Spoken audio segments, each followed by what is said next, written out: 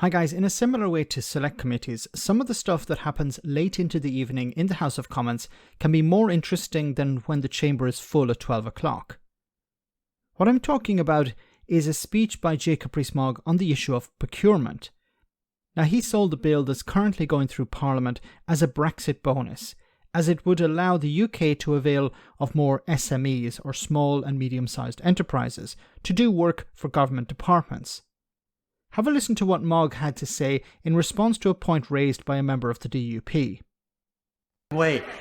Whenever the COVID-19 came in and government had to make big decisions, I had a number of companies and SMEs in my constituency who had ingenuity, had ability, had the process there, but they weren't able to get in and have any of the contracts with government.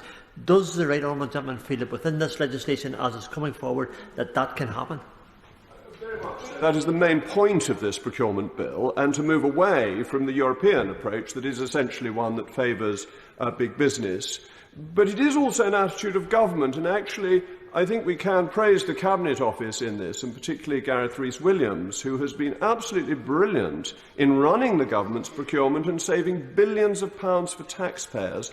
And so it's not just about law, it's also about attitude of mind. And I think, to the honourable gentleman's point, it will also make it easier for SMEs to be used by local authorities who will know the local businesses and may know their reputations. So I think that...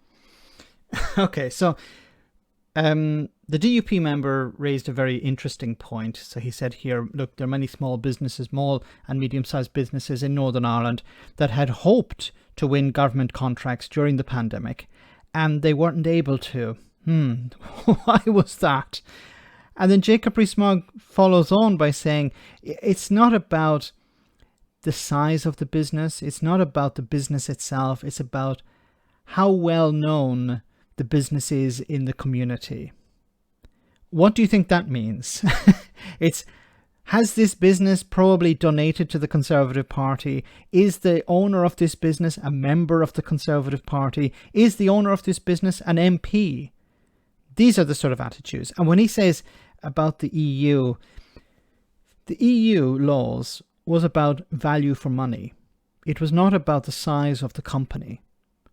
It was if whatever business put forward their quotation, the value of the money that they were going to charge for that contract in the tender, if they were the best value for money, if they were able to deliver, that's what was important.